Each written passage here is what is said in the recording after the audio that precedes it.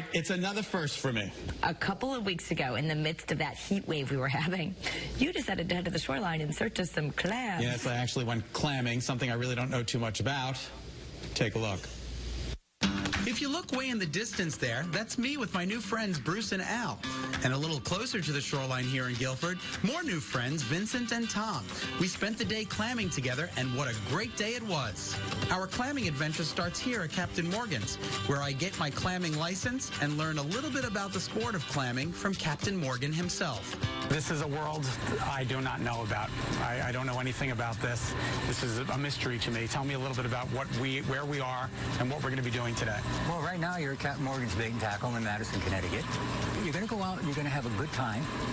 You're going to rake clams. You're either going to have a lucky day or a semi-lucky day, or maybe you pick up one or two, maybe you pick up a basketball. Now, wouldn't that be nice? After I secure my license, Captain Morgan shows me some of the tools I'll be using, specifically the clam rake. This particular one here has some long, sharp tines on it. It's got a shallow basket. It's got a smaller handle.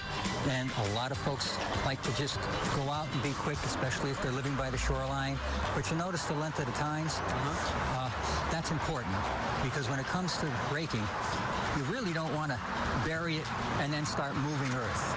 You really want to scratch. Okay? And then when you feel something, and if it doesn't move, chances are it's going to be a clam. Okay. And if it moves, it's probably a rock. A rock. Okay? So this would be one example. Good enough for me. I grab a bucket to put my clams in and grab a measuring ring that I'll need to measure the clams I can keep. Captain Morgan tells me if the clam fits through the ring, it's too small to take and must be thrown back. We drive a few miles to Guilford and head right for the water. I am ready to do some clamming. We've got Al, the warden here, and Bruce, my guides. How are you, gentlemen? Good, good. Nice to see you. You're going to get a good lesson in clamming today. We're going to fill up this bucket. Okay. I hope. Al's laughing. I wonder why he's laughing. Maybe because I have no experience. But I know we're going to get some clams, because in addition to the clams that are naturally here, Al and his crew have put a lot more clams in the water. Clamming in Guilford is like a huge Easter egg hunt. We put out 400,000 clams a year. Really? In 8 areas. We have 8 areas. 400,000 clams a year come up? 400,000. They're all that size there, and it takes about a year and a half. Oh, so you plan for 400,000.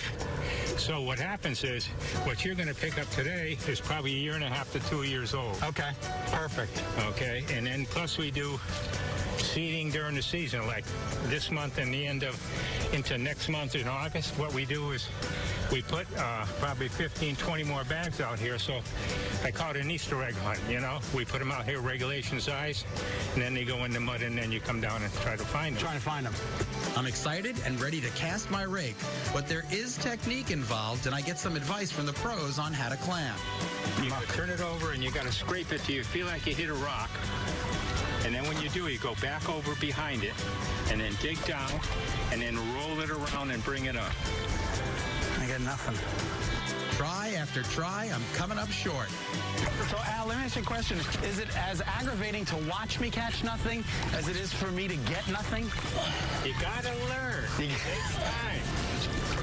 I'm telling you, it takes time. You gotta keep moving. Keep moving. All right. I move and finally land a clam. I got a clam. He got his first clam. All right, so I just raked up my first clam. Al, it's too small. It's too small. I keep trying and trying until I find a pretty big one. And I gotta tell you, I'm actually excited. That's a big clam. That's a big clam. That's a quahog. That's a quahog. That is a big clam. That's exciting right there. That's a stuffer. That is the biggest one so far. I know. It really is beautiful to be out here and be one with nature as I continue to work on my clamming technique. I really love it. Pull out as far as you can reach with it. There you go. Now put your arm, there you go. Now just push down slowly and drag it, and you'll feel it. Good job, buddy. Oh, a good one. That's it. You're becoming a professional. Woo, that's a pretty one, too. I don't know about a professional, but I'll take amateur with a little bit of experience. Someone with a lot of experience, 80 87-year-old Vincent DiNicola. We started around 82. 82 clamming. That's a lot of clams in your life. Yep. Why do you go out there, Vince? For relaxation and being in the salt water. What's your favorite recipe, Vince, with your clams? Well, I make stuffed clams.